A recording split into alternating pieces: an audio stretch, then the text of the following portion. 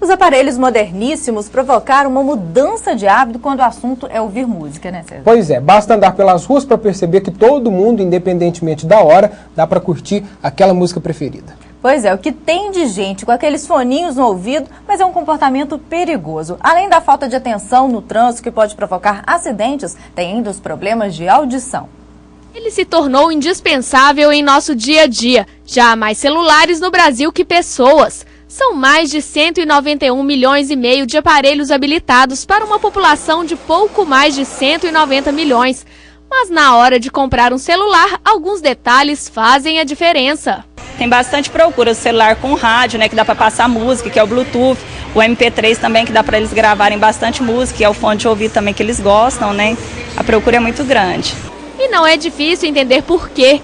Nas ruas, essa já é uma cena bastante comum. Porque é bom, descontrai, a gente dá uma viajada, esquece um pouco os problemas. A gente vai fazendo o que a gente tem de fazer e se distraindo com a música. Fica mais fácil ainda. Fica mais fácil ainda. Para Antônio, o trajeto que faz o trabalho para casa de bicicleta fica menos estressante quando se ouve música. Eu curto música o dia inteiro para dormir, para acordar, para desenhar. E não são apenas os celulares. A popularização dos aparelhos de som portáteis coloca a música em qualquer lugar. Bárbara é um bom exemplo dessas pessoas que adoram música alta. Só no computador ela tem mais de 900 músicas e não para por aí não. A estudante passa horas no quarto com uma companhia, o MP3. E não deixa o aparelho nem quando vai caminhando para a faculdade. Pra mim não tem a mesma graça se eu for abaixar a música, eu gosto de música alta. E quem está perto dela pode até escutar a música. A rotina da jovem se transformou em preocupação para a família. Hoje eu saí para passear com os meus cachorrinhos e saí e fiquei uns 20 minutos batendo no portão, a minha mãe dormindo e ela com fone de ouvido não escutava.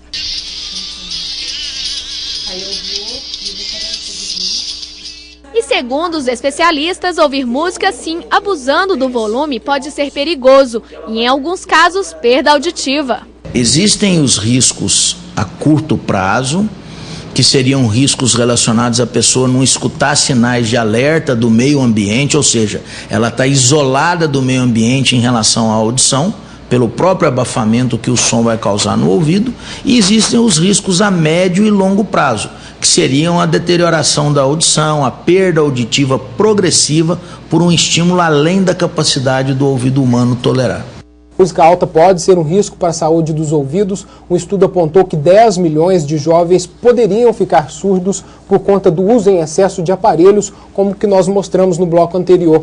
Esse estudo aponta que de 5 a 19% das pessoas que usam fone sofrerão danos permanentes se ouvirem música em volume alto por mais de 1 hora por quase 5 anos seguidos. Pois é, para falar mais sobre esse assunto, nós estamos aqui recebendo, como César já disse, a otorrinolaringologista Sabrina Sarreta. Muito obrigada pela presença, doutora. Poucas pessoas têm noção de que esse hábito tão simples pode sim trazer consequências graves, né, para o ouvido.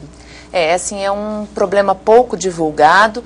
Dentre os trabalhadores de empresas, de indústrias, isso já está difundido. O próprio Ministério do Trabalho tem programas que visam prevenir esse tipo de problema entre os trabalhadores, mas entre os hobbies que a gente desenvolve, e dentre eles, escutar música através de fones de ouvido, isso ainda é pouco divulgado na imprensa, para que as pessoas tomem precauções para que não tenham esta perda com o passar do tempo.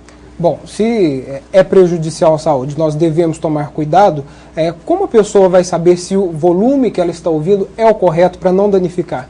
Isso às vezes é muito difícil, porque os aparelhos eles não têm um limite de volume dentro do que seria aceitável para a audição humana. Eu acho que o ideal seria que esses aparelhos já viessem com um limite pré-estabelecido, além daquele limite onde eu possa vir a ter problemas, o aparelho não ia mais aumentar a intensidade do som, ou então que esse aparelho tivesse demonstrado aí em decibéis, que é a medida que a gente usa para a intensidade do som, o quanto eu estaria ouvindo para que eu pudesse tomar as minhas precauções. Como isso não acontece, em novembro do ano passado, a Sociedade Brasileira de Otologia, comemorando o Dia da Audição, ela divulgou aí 3 cuidados que a gente poderia tomar. Um deles é não ultrapassar a metade do limite de volume do aparelho. O segundo é que as pessoas ao nosso redor, elas não podem escutar o que a gente está escutando no fone, né? E o terceiro é que a gente não use por um número muito prolongado de horas, né? Pessoas que às vezes trabalham num ambiente silencioso, de computador, que ficam o dia inteiro com fone de ouvido ligado, isso não seria recomendado. Então, há alguns sinais, doutores, de que, né, o problema já está afetando a audição, esse uso intenso do fone de ouvido? Um dos problemas é que esse é um mal silencioso. Quando a gente percebe, quando a gente começa a ter sintomas, a lesão já está num grau avançado. Então, infelizmente, a gente esperar pelos sintomas para agir seria muito problemático. Depois que a pessoa começa a perder a audição, que o profissional detecta esse problema, geralmente esses problemas são reversíveis ou não? A pessoa vai perder a parte da audição para o resto da vida? Depois que a perda auditiva se estabelece, a gente não tem como reverter essa perda. Por isso que a prevenção é tão importante. Não são só os fones de ouvido também que podem causar problema à audição, né? TV muito alta, né? Celular muito alto, música fora mesmo, ambiente. Como tomar esse cuidado? Até porque o decibelímetro ninguém tem acesso, dificilmente tem acesso a ele para saber qual a medida certa, né? Na verdade, assim, exposições pontuais, eventuais, elas acabam não gerando tanto problema.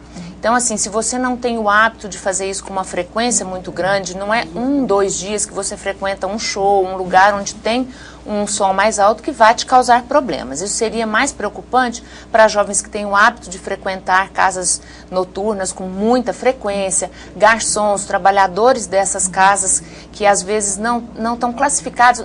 Eles poderiam pensar assim, não, eu não estou numa indústria, eu não estou sob risco, mas eles estão sim.